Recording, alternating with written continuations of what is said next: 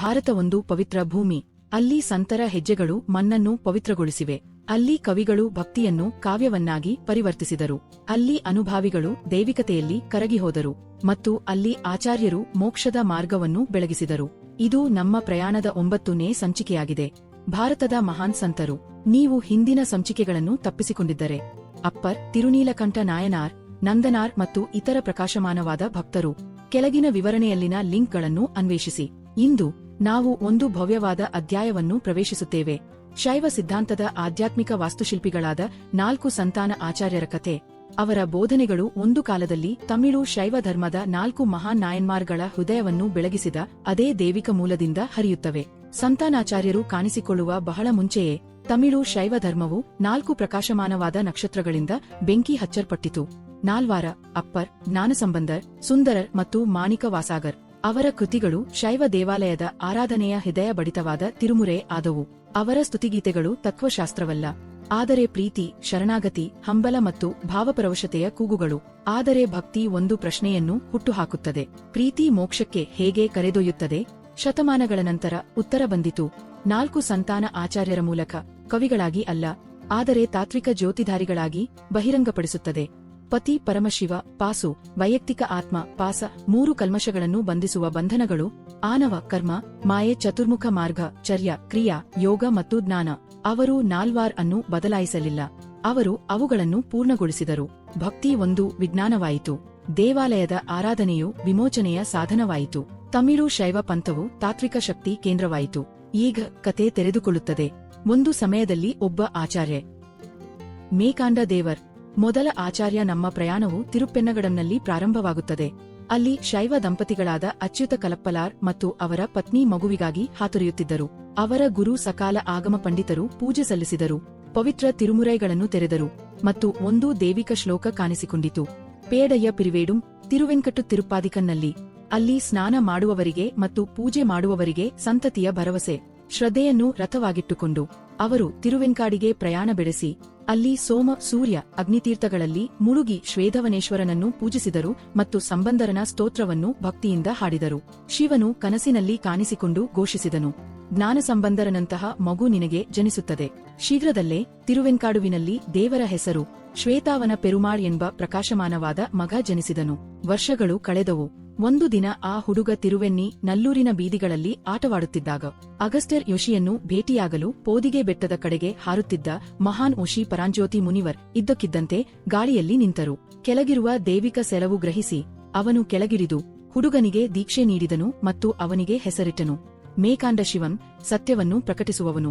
ಅವನು ಹುಡುಗನಿಗೆ ಪವಿತ್ರ ಶಿವ ನ್ಯಾಯ ಬೋಧಮದ ನಿಗೂಲ ಸಾರವನ್ನು ಕಲಿಸಿದನು. ಪ್ರಬುದ್ಧ ಅದ್ಭುತ ಮೇಯಕಾಂಡ ಶಿವನ್ ಆ ಪವಿತ್ರ ಜ್ಞಾನದ ಸಾರವನ್ನು 12 ಸೂತ್ರಗಳ ರೂಪದಲ್ಲಿ ರಚಿಸಿದರು. ಅದು ತಮಿಳು ಶೈವ ಸಿದ್ಧಾಂತದ ಅಡಿಪಾಯವಾಯಿತು. ಖ್ಯಾತಿ ಹರಡಿತು. ಶಿಷ್ಯರು ಒಟ್ಟುಗೂಡಿದರು. ಇದನ್ನು ಕೇಳಿದ ಅವರ ಕುಟುಂಬದ ಗುರು ಸಗಲ ಆಗಮ ಪಾಂಡಿತರ್ ಮಗುವನ್ನು ನೋಡಲು ತಿರುವೆನ್ನೆ ನಲ್ಲೂರಿಗೆ ಬಂದರು. ಇಡೀ ಪಟ್ಟಣವು ಅವನಿಗೆ ನಮಸ್ಕರಿಸಲು ಹೋಗುತ್ತಿದ್ದರೆ ಮೇಕಂಡರ್ ತನ್ನ ಶಿಷ್ಯರೊಂದಿಗೆ ಕುಳಿತು ಆನಾವ ಕಲ್ಮಶದ ಸ್ವರೂಪವನ್ನು ವಿವರಿಸುತ್ತಿದ್ದನು. ಆದ್ದರಿಂದ ಸಾಗಲ ಆಗಮ ಪಾಂಡಿತರ್ ಸ್ವತಃ ಮೇಕಂದರ್ ಸ್ಥಳಕ್ಕೆ ಬಂದನು. ಹೆಮ್ಮೆಯಿಂದ ನಿಂತು ಮೇಕಂದರ್ ನನ್ನು ಪ್ರಶ್ನಿಸಿದನು: ಆನಾವ ಅಶುದ್ಧತೆಯ ರೂಪವೇನು? ಮೇಕಂದರ್ ಒಂದು ಮಾತನ್ನೂ ಆಡದೆ ಸಗಲಗಮ ಪಾಂಡಿತರನ ಕಡೆಗೆ ಬೆರಳು ತೋರಿಸಿದನು. ಆಶ್ಚರ್ಯಚಕಿತರಾದ ವಿದ್ವಾಂಸರು ನಮಸ್ಕರಿಸಿ ಅವರ ಶಿಷ್ಯರಾದರು. ಅರುಣಾನಂದಿ ಶಿವಂ ಎಂದು ಮರುನಾಮಕರಣ ಮಾಡಿದರು. ಸ.ಶ. 1232ರಲ್ಲಿ ಐಪ್ಪಸಿ ಸ್ವಾತಿಯಲ್ಲಿ ಮೇಕಂದರ್ 49 ಶಿಷ್ಯರಿಗೆ ಬೋಧಿಸಿದನು ಮತ್ತು ಶಿವನ ಪಾದಗಳನ್ನು ಏರಿದನು. ಸ.ಶ. 1253ರಲ್ಲಿ ತಿರುತುರೈಯೂರಿನಲ್ಲಿ ಜನಿಸಿದ ಅರುಣಾನಂದಿ ಶಿವಾಚಾರ್ಯ ಅವರು ಪ್ರಾಚೀನ ಆದಿಶೈವ ವಂಶಕ್ಕೆ ಸೇರಿದವರು. ಬಾಲ್ಯದಿಂದಲೇ ಅವರು ವೇದಗಳು ಮತ್ತು ವೇದಂಗ ಶಿವಗಮಗಳು ಎಲ್ಲಾ 28 ಧಾರ್ಮಿಕ ವಿಜ್ಞಾನ ತಮಿಳು ಧರ್ಮಗ್ರಂಥಗಳನ್ನು ಕರಗತ ಮಾಡಿಕೊಂಡರು. ಅವರು ಶಕಲ ಆಗಮ ಪಂಡಿತರ್, ಎಲ್ಲಾ ಆಗಮಗಳ ಗುರು ಎಂಬ ಬಿರುದನ್ನು ಗಳಿಸಿದರು. ಚಿದಂಬರಂ, ತಿರುವನ್ನಾಮಲೆ, ಕಾಶಿ, ನೇಪಾಳ ಸಾಧಕರಿಗೆ ದೀಕ್ಷೆ, ದೇವಾಲಯದ ಶಿಸ್ತನ್ನು ಪುನಃಸ್ಥಾಪಿಸಿ ಶೈವ ಸಂಪ್ರದಾಯವನ್ನು ಪುನರುಜ್ಜೀವನಗೊಳಿಸಿದ ಭಾರತದ ಪವಿತ್ರ ಭೂಪಟದಲ್ಲಿ ಅವರು ಸಂಚರಿಸಿದರು. ನಂತರ ತಿರುವು ಬಂದಿತು. ಜ್ಞಾನವು ಸಾಕ್ಷಾತ್ಕಾರಕ್ಕೆ ತಲೆಬಾಗುವ ಕ್ಷಣ. ಮೇಕಂದರ್ ಅವರನ್ನು ಭೇಟಿಯಾದ ಅವರು ಆನವ ಮಾಲಾದ ಬಗ್ಗೆ ಕೇಳಿದರು ಮತ್ತು ತರುಣ ಆಚಾರ್ಯರು ಮೌನವಾಗಿ ತೋರಿಸಿದರು. ಸತ್ಯವು ಮಿಂಚಿನಂತೆ ಹೊಡೆಯಿತು. ಅರುಳನಂದಿ ಶಿವಜ್ಞಾನ ಬೋಧಮವನ್ನು ಬೋಧಿಸುತ್ತಿದ್ದಂತೆ ಮೇಕಂದರ್ ಅವರನ್ನು ತಮ್ಮ ಶಿಷ್ಯನನ್ನಾಗಿ ಸ್ವೀಕರಿಸಿದರು. ತಮ್ಮ ಗುರುವಿನ ಪೂರ್ವಜರಾಗಿದ್ದ ನಂದಿ ದೇವರ್ ಎಂಬ ದೀಕ್ಷಾ ಹೆಸರನ್ನು ಸಕಾಲ ಆಗಮ ಪಂಡಿತರ್ ಅವರಿಗೆ ನೀಡಿದರು. ಶಿವಜ್ಞಾನ ಸಿದ್ಧಿಯಾರ್ ಮೈಕಂದರನ ಸೂತ್ರಗಳಾದ ಇರುಪತು ಬಂಧನದ ಸ್ವರೂಪದ ಬಗ್ಗೆ ಶಿವಜ್ಞಾನ ಸಿದ್ಧಿಯಾರ್ ಶಿವ ಪ್ರಜ್ಞೆಯಲ್ಲಿ ಮುಳುಗಿ ಬದುಕಿದರು ಮತ್ತು ತಿರುತುರೆಯೂರಿನಲ್ಲಿ ಮುಕ್ತಿಯನ್ನು ಪಡೆದರು. ಪೆನ್ನಗಡಂನ ಸಾಮ ವೈದಿಕ ಕುಟುಂಬದಲ್ಲಿ ಜನಿಸಿದ ಮರೆ ಜ್ಞಾನ ಸಂಬಂಧರ್ ಮೂಲಕ ಈ ವಂಶಾವಳಿಯು ಮುಂದುವರೆಯಿತು. ಅವರು ಅರುಣಾಂಡಿ ಶಿವನ್ನಿಂದ ಉಪದೇಶವನ್ನು ಸ್ವೀಕರಿಸಿದರು ಮತ್ತು ತಿರುಕ್ಕಲಂಚೇರಿಯಲ್ಲಿ ವಾಸಿಸುತ್ತಿದ್ದರು.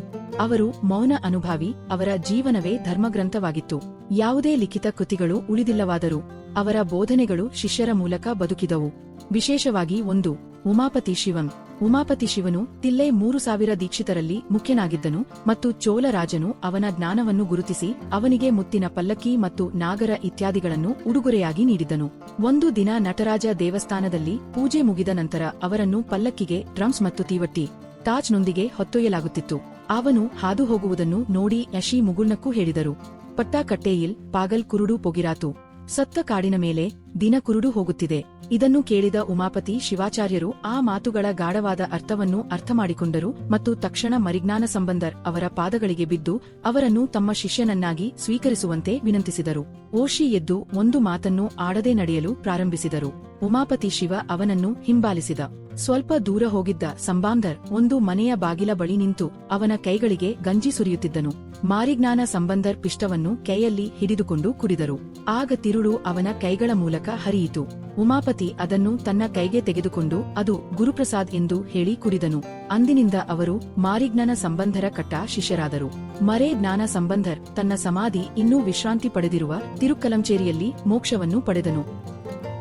ಆಗ ಉಮಾಪತಿ ಶಿವಾಚಾರ್ಯರ್ ಹುಟ್ಟಿದರು. ತಿಲ್ಲೆ 3000 ದೀಕ್ಷಿತರಲ್ಲಿ ಒಬ್ಬನಾದರು. ಸಂಸ್ಕೃತ ಮತ್ತು ತಮಿಳು ಭಾಷೆಗಳ ಪರಿಣತರು, ರಾಜರಿಂದ ಗೌರವಿಸಲ್ಪಟ್ಟವರು, ದೇವಾಲಯದ ಸಂಪ್ರದಾಯದ ರಕ್ಷಕರು. ಆದರೆ ಅವರು ಮರೆಜ್ಞಾನ ಸಂಬಂಧರಿಗೆ ಶರಣಾದ ಕ್ಷಣವೇ ಅವರ ಜೀವನವು ಬದಲಾಯಿತು. ಉಶಿಷ್ಟನ್ ಯಾರದೋ ಲಾಲಾರಸವಿರುವ ಆಹಾರ ತಿನ್ನುವ ಮೂಲಕ ಶಿಸ್ತನ್ನು ಉಲ್ಲಂಘಿಸಿದ್ದಾನೆ ಎಂದು ಹೇಳಿ ತಿಲ್ಲೆ ದೀಕ್ಷಿತರು ಅವರನ್ನು ತಮ್ಮ ಗುಂಪಿನಿಂದ ಹೊರಗಿಡಿದರು. ಅಂದಿನಿಂದ ಉಮಾಪತಿ ಶಿವಾಚಾರ್ಯರ್ ಅವರು ತಿಲ್ಲೈನ ಹೊರಗಿನ ಕೊಟ್ಟರವಾಂಗುಡಿ ಎಂಬ ಸ್ಥಳದಲ್ಲಿ ತಂಗಿದರು. ಒಮ್ಮೆ ದೇವಾಲಯದ ಉತ್ಸವದ ಸಮಯದಲ್ಲಿ ಧ್ವಜವನ್ನು ಹಾರಿಸುವ ಹಕ್ಕನ್ನು ಅವರು ಹೊಂದಿದ್ದರು. ಮತ್ತೊಬ್ಬ ದೀಕ್ಷಿತರಿಗೆ ಹಾಗೆ ಮಾಡುವ ಹಕ್ಕನ್ನು ನೀಡಲಾಯಿತು. ಆದರೆ ಧ್ವಜವು ಎಂದಿಗೂ ಮೇಲೇರಲಿಲ್ಲ. ನಂತರ ಇತರ ಕೆಲವು ದೀಕ್ಷಿತರು ಅವರನ್ನು ಕರೆಸಿದರು. ಅವರು ಅವರ ಭಕ್ತಿಯ ಹಿರಿಮೆಯನ್ನು ಅರಿತುಕೊಂಡರು. ಉಮಾಪತಿ ಶಿವಾಚಾರ್ಯರ್ ಕೋಡಿಕವಿಯ ಪದ್ಯಗಳನ್ನು ಹಾಡಿದರು. ಪ್ರತಿ ಹಾಡಿನಲ್ಲೂ ಧ್ವಜವು ಮೇಲಕ್ಕೆ ಏರಿತು ಮತ್ತು 5ನೇ ಹಾಡಿನಲ್ಲಿ ಅದು ಸಂಪೂರ್ಣವಾಗಿ ಮೇಲೇರಿತು. ಥಿಲ್ಲೈ ವಾಜ್ ಅಂತನಾರ್ ಮತ್ತು ಇತರರು ಅವರ ಹಿರಿಮೆಯಿಂದ ಬೆರಗುಗೊಂಡರು. ಪೆಟ್ರಾನ್ ಸಂಪಾನ್ ಒಬ್ಬ ವಿನಮ್ರ, ಮರದ ಸಾಹಕ, ಶುದ್ಧ ಹೃದಯ ಮತ್ತು ಆಧ್ಯಾತ್ಮಿಕವಾಗಿ ಪ್ರಬುದ್ಧ ವ್ಯಕ್ತಿಯಾಗಿದ್ದನು. ಶಿವನು ತನ್ನ ಕನಸಿನಲ್ಲಿ ಬಂದು ಅದಿಯಾರ್ ಕೆಲಿಯಾನ್ ಚಿತ್ರಂಬಾಲವನ್ ಎಂಬ ಹಾಡನ್ನು ನೀಡಿದನು. ಉಮಾಪತಿ ಶಿವನನ್ನು ಪೆಟ್ರಾನ್ ಸಂಪನ್ಗೆ ದೀಕ್ಷಾಯಿಯನ್ನು ನೀಡಿ ಅವನನ್ನು ಮೋಕ್ಷಕ್ಕೆ ಕೊಂಡೊಯ್ಯುವಂತೆ ಕೇಳಿಕೊಂಡನು. ಭಗವಂತನು ಅವನಿಗೆ ಒಂದು ಪತ್ರವನ್ನು ಕೊಟ್ಟು ಅದನ್ನು ಉಮಾಪತಿ ಶಿವನ್ಗೆ ನೀಡುವಂತೆ ಆದೇಶಿಸಿದನು. ಉಮಾಪತಿಯು ಅವನಿಗೆ ಸದ್ಯೋ ನಿರ್ವಾಣ ದೀಕ್ಷೆಯೊಂದಿಗೆ ದೀಕ್ಷೆ ನೀಡಿದನು ಮತ್ತು ಅವನು ದೇಹವನ್ನು ಹಾಗೇ ಉಳಿಸಿಕೊಂಡು ತಕ್ಷಣ ಮುಕ್ತಿಯನ್ನು ಪಡೆದನು. ತನ್ನ ಗಂಡನಿಗೆ ಮೋಕ್ಷ ಸಿಕ್ಕಿದೆಯೆಂದು ಅರಿತುಕೊಳ್ಳಲು ಸಾಧ್ಯವಾಗದ ಸಂಪನ್ನನ ಪತ್ನಿ ಉಮಾಪತಿ ತನ್ನ ಗಂಡನನ್ನು ಯಾವುದೋ ಮಂತ್ರದಿಂದ ಸುಟ್ಟಿದ್ದಾನೆ ಎಂದು ರಾಜನಿಗೆ ದೂರಿದಳು. ರಾಜನು ಉಮಾಪತಿಯ ಬಳಿಗೆ ಬಂದು ವಿಚಾರಿಸಿದ. ರಾಜನು ಅದನ್ನು ಅರಿತುಕೊಂಡರೂ ಉಮಾಪತಿ ಶಿವನ್ ಮತ್ತೆ ಪವಾಡವನ್ನು ಮಾಡಬೇಕೆಂದು ಅವನು ಹೇಳಿದನು. ಇದರಿಂದ ಅವನ ಸಂಪನ್ನನ ಹೆಂಡತಿ ಮತ್ತು ಇತರರು ಅದನ್ನು ನೋಡಬಹುದು. ಉಮಾಪತಿ ಶಿವಾಚಾರ್ಯರು ಒಪ್ಪಿದರು ಮತ್ತು ಆ ಸ್ಥಳದಲ್ಲಿ ಮೋಕ್ಷವನ್ನು ಪಡೆಯುವಷ್ಟು ಪ್ರಬುದ್ಧರು ಯಾರೂ ಇಲ್ಲವಾದ್ದರಿಂದ ಶಿವನಿಗೆ ದೈನಂದಿನ ಪೂಜೆಯ ಸಮಯದಲ್ಲಿ ತಿರುಮಂಜನ ನೀರು ಬೀಳುವ ಸ್ಥಳದಲ್ಲಿ ಸದ್ಗುಣದಿಂದ ಬೆಳೆದ ಮುಳಿ ಗಿಡವನ್ನು ಮೋಕ್ಷವನ್ನು ನೀಡಲು ಬಳಸುವುದಾಗಿ ಹೇಳಿದರು. ಅವರು ಮುಳ್ಳಿನ ಗಿಡವನ್ನು ಪ್ರಾರಂಭಿಸಿದರು. ಮುಳ್ಳಿನ ಗಿಡವು ಬೆಳಕಿನಿಂದ ಪ್ರಕಾಶಮಾನವಾಯಿತು ಮತ್ತು ಮೋಕ್ಷವನ್ನು ಪಡೆಯಿತು. ಕಿಂಗ್ ಮತ್ತು ಇತರರು ಈ ಪವಾಡದಿಂದ ಆಶ್ಚರ್ಯಚಕಿತರಾದರು. ತಮಿಳಿನಲ್ಲಿ ಉಮಾಪತಿ ಶಿವನ್ನ ಕೃತಿಗಳು: ಶಂಕರ್ ಪನಿರಣಂ, ಕೋಯಿಲ್ ಪುರಾಣಂ, ಶಿವಪ್ರಕಾಶನ್, ತಿರುವರುತ್ಪಾಯನ್ ಇತ್ಯಾದಿ. ಉಮಾಪತಿ ಶಿವನ್ ಸಂಸ್ಕೃತದಲ್ಲಿ ಅನೇಕ ಪುಸ್ತಕಗಳನ್ನು ಬರೆದಿದ್ದಾರೆ. ಪಾತಂಜಲ ಸೂತ್ರ, ನಟರಾಜ ಸಹಸ್ರನಾಮದ ವ್ಯಾಖ್ಯಾನ, ವಾಯು ಸಂಹಿತೆ ಇತ್ಯಾದಿ. ನಾಲ್ವಾರ ಮತ್ತು ಸಂತಾನ ಆಚಾರ್ಯರು 2 ಸಂಪ್ರದಾಯಗಳಲ್ಲ, ಆದರೆ ಒಂದೇ ಗರುಡನ 2 ವಿಭಾಗಗಳು. ನಲ್ವಾರ್ ಭಕ್ತಿ ಸ್ತೋತ್ರಗಳು, ದೇವಾಲಯ ಸಂಸ್ಕೃತಿ. ಆಚಾರ್ಯರು ತತ್ವಶಾಸ್ತ್ರ, ಸಿದ್ಧಾಂತ, ಮೋಕ್ಷದ ಮಾರ್ಗವನ್ನು ನೀಡಿದರು. ಒಟ್ಟಾಗಿ ಅವರು ತಮಿಳು ಶೈವ ಧರ್ಮದ ವಿಶಿಷ್ಟ ಆತ್ಮವನ್ನು ಸೃಷ್ಟಿಸಿದರು. ಮತ್ತು ಅವರು ಎಲ್ಲಿ ಭೇಟಿಯಾಗುತ್ತಾರೆ? ಚಿದಂಬರನ್ನಲ್ಲಿ. ನಟರಾಜರು ರೂಪ ಮತ್ತು ನಿರಾಕಾರತೆಯನ್ನು ಮೀರಿ ನೃತ್ಯ ಮಾಡುತ್ತಾರೆ.